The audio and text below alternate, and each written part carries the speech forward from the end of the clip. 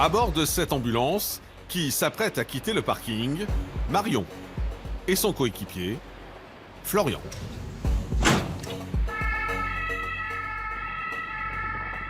Le transport des malades Covid-19 est devenu depuis un mois leur quotidien. À chaque transfert, le binôme d'ambulanciers retient son souffle. Bien sûr, je peux.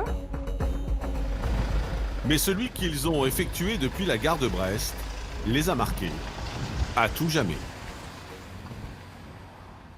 Un patient assez âgé avec gêne respi dimanche dernier là, qui s'est dégradé du coup et qui a été hospitalisé à l'hôpital militaire apparemment de Paris. Ce qui nous touche, c'est de pouvoir aider les autres régions et les patients aussi, parce que sans des lits disponibles ici, ce serait plus compliqué d'avoir des respirateurs dans les autres hôpitaux.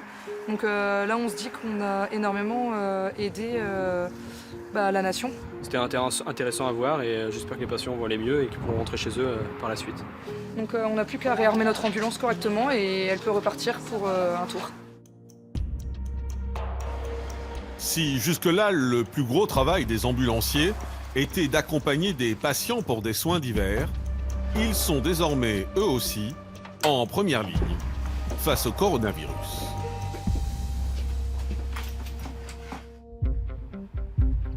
Il est 20h.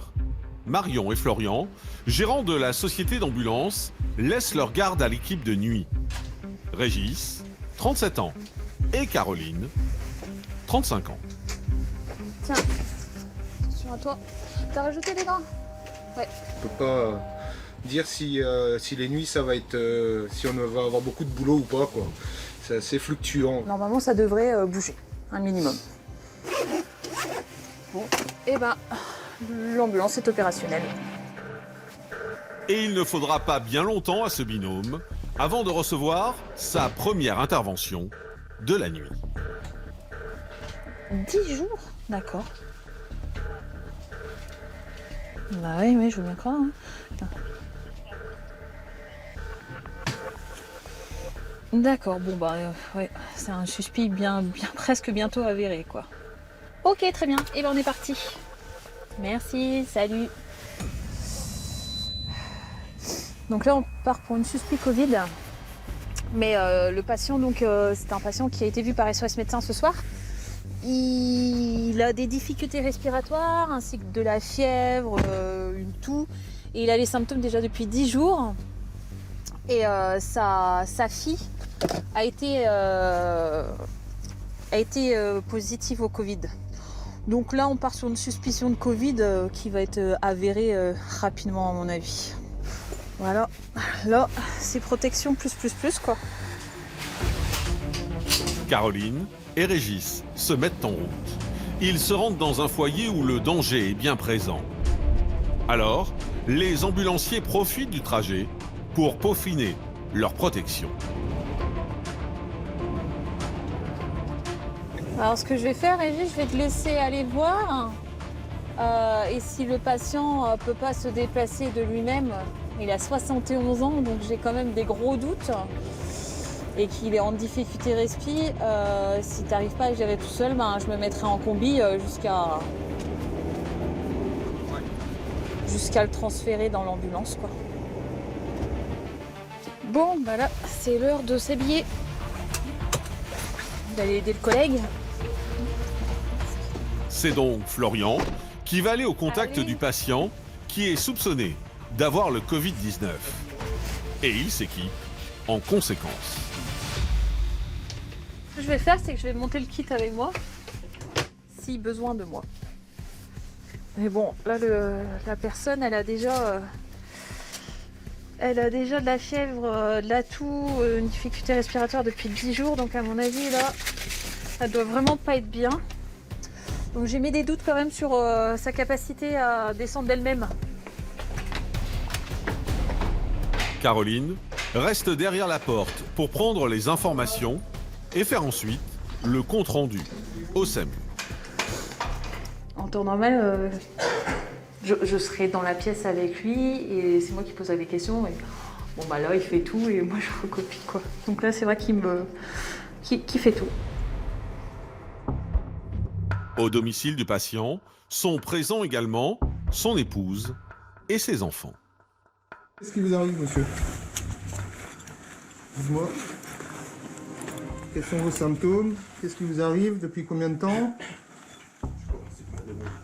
Alors, décéphalée, d'accord. Céphalée depuis combien de temps? Depuis plus de 10 jours, d'accord. Vous avez de la fièvre depuis combien de temps? Tout ça, c'est depuis 10 jours? Respirez bien profondément.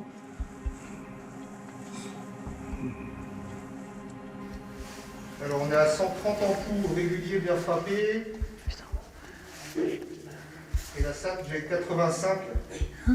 On est à 90 en saturation là finalement. Pour ce patient, l'oxygénation dans le sang semble plus basse que la normale. Et cela pourrait être un des signes de détresse respiratoire. Je vais vous prendre une tension. Des courbatures aussi? D'accord. Cet homme dit avoir des symptômes depuis 10 jours. Et du coup, vous étiez en contact avec quelqu'un qui avait eu le Covid-19? Ah, d'accord. Donc Covid-19 avéré qu'elle a votre fille. Du coup, c'est vous qui avez eu la... Ah ouais, ça va mieux? Ah ouais. Vous avez été hospitalisé combien de temps? 5 jours. Est-ce que vous avez voyagé ou... D'accord. Vous l'avez attrapé comme ça, vous avez respecté le confinement? Ah ouais. Tension à bras droit, 148, 103. Température 38,8. J'attends juste le résultat de la fréquence ventilatoire qui est en train de compter. Et après, j'aurai assez d'éléments pour faire mon bilan en 15.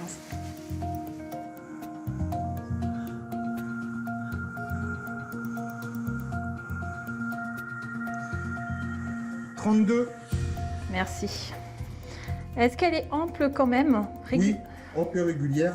Il y a une gêne respiratoire aussi, du coup. Gêne respiratoire.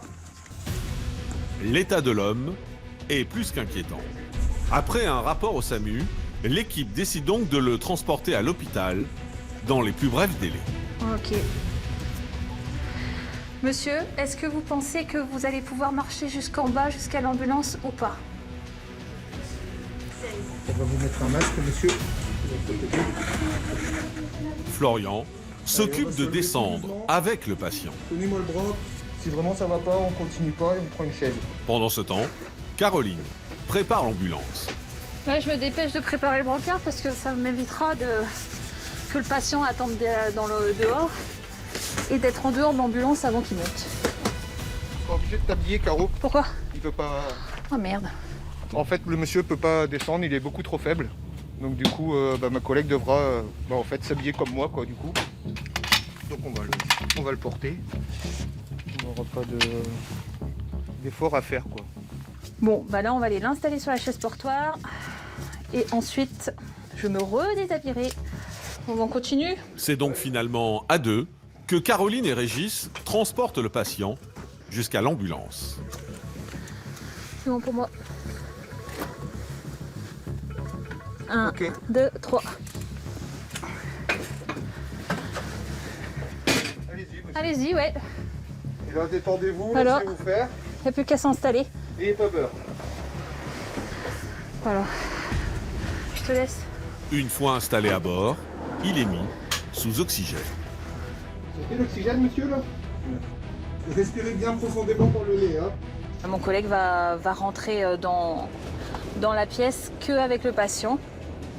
Moi, je vais rester à l'extérieur pour éviter justement d'être en contact avec le patient.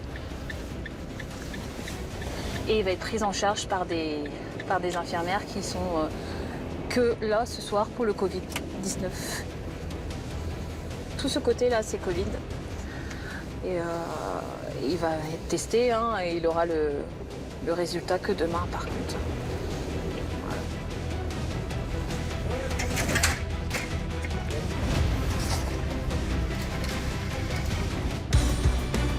Cette bonne humeur à toute épreuve et cette envie de porter secours aux autres vont guider Caroline et Régis tout au long de la nuit.